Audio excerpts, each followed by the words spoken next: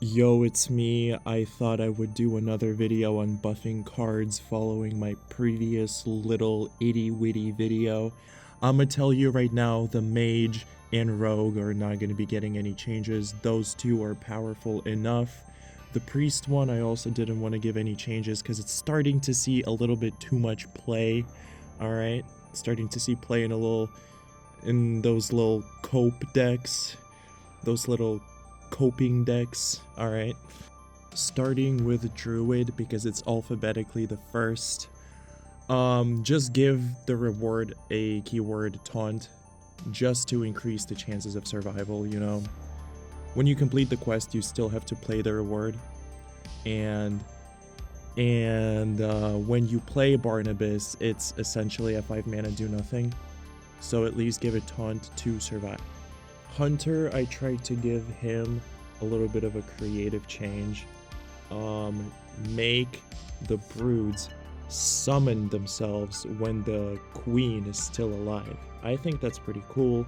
You're still gonna draw the extra card. When the brood is summoned when drawn, you're still gonna draw the extra card, so it's still as if you played the brood, except you saved the 1 mana crystal because your queen is alive. I think it's a pretty good little buff. Moving on to Paladin, I went with a very simple change. Priest, I'm not sure how to balance it, really. It's starting to see play already without any kind of buffs. It's been buffed already. Several Ungoro quests have been buffed already.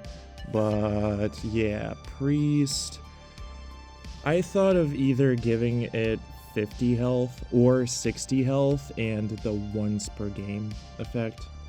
So if it sets you to 60 health once a game, I mean, that's gonna be good. I think it's certainly gonna be ran more, but I am afraid it might get a little bit too broken in those absolute cope-out decks that run Messmaker, Elven Boar, and the quest. So yeah. Honestly, perhaps it is best that Priest remains unchanged for now. Shaman, listen, I've been avoiding making things cost less. If you noticed in my last video, I have not decreased the mana cost of any Death Knights. But I think this quest, the reward specifically, can use the cost reduction. Fill your hand with Murlocs that cost 2 less. Just let the Murloc enjoyers and casual play their Murlocs, man.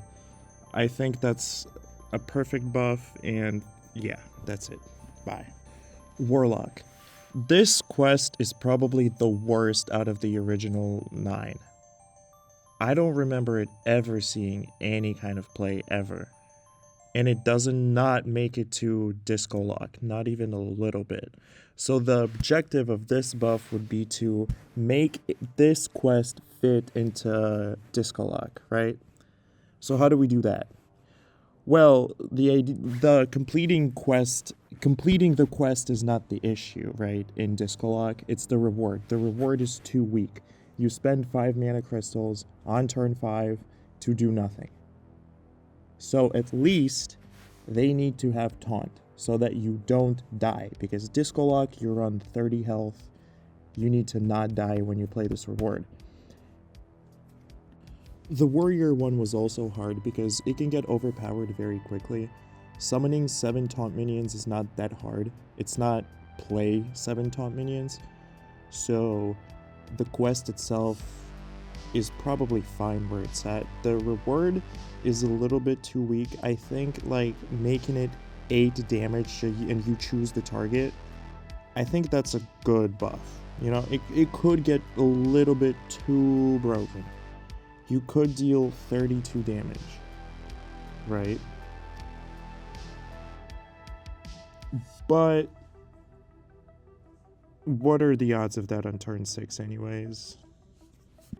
Yeah, so increase the cost from 3 mana to 5 mana for the reward, and the hero power becomes deal 8 damage, and you choose the target, and fuck you.